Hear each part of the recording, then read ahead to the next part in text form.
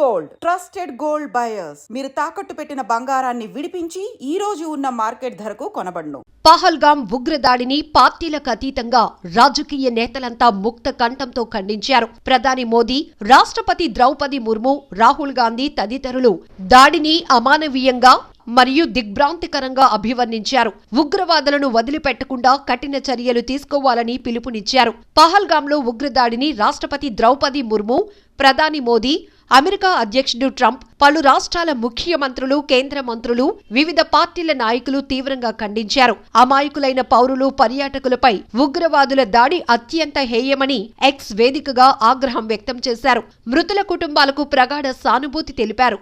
గాయపడిన వారు త్వరగా కోలుకోవాలని ఆకాంక్షించారు. పహల్గాం ఉగ్రదాడి దిగ్భ్రాంతికరం. ఇదొక క్రూరమైన అమానవీయ చర్య. అమాయక పౌరులను లక్ష్యంగా చేసుకోవటం భయానకం. ఇది క్షమించరానిది.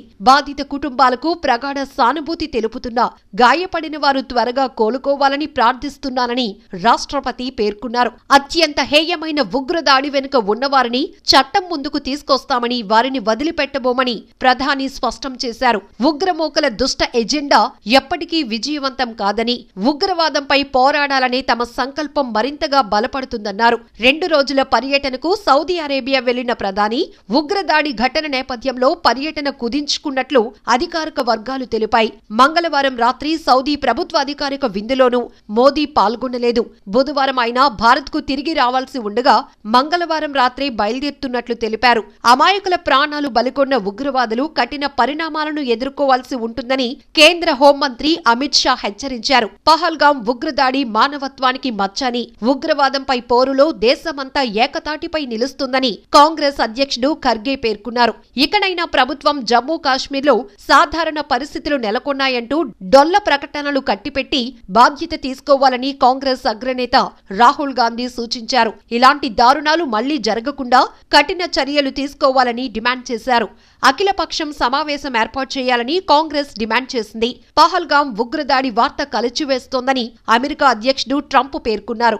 ఉగ్రవాదంపై పోరులో భారత్కు మద్దతుగా నిలుస్తామని ట్రంప్తో పాటు ఇజ్రాయెల్, అర్జెంటీనా దేశాలు కూడా తెలిపాయి. పహల్గాం ఉగ్రదాడిపై సీఎం రేవంత్ రెడ్డి తీవ్ర దిగ్భ్రాంతి వ్యక్తం చేశారు. ఉగ్రవాదుల దుశ్చర్యను ఖండించారు. ఇలాంటి దొంగ దెబ్బలతో భారతీయుల ఆత్మస్థైర్యం దెబ్బతీయలేరని పేర్కొన్నారు. ఉగ్రమూకల విషయంలో అత్యంత కఠినంగా వ్యవహరించాలని కేంద్ర ప్రభుత్వాన్ని కోరారు. మృతుల కుటుంబాలకు ప్రగాఢ సానుభూతి తెలిపారు. ఉగ్రదాడి పాశవిక చర్య అని, దోషులను వదిలిపెట్టే ప్రసక్తే లేదని కేంద్ర మంత్రి, బీజేపీ రాష్ట్ర అధ్యక్షుడు జి కిషన్ రెడ్డి తెలిపారు. ఉగ్రవాదులది పిరికిపంద చర్య అని, దాడికి పాల్పడిన వారు తగిన మూల్యం చెల్లించుకోక తప్పదని కేంద్ర మంత్రి బండి సంజయ్ స్పష్టం చేశారు.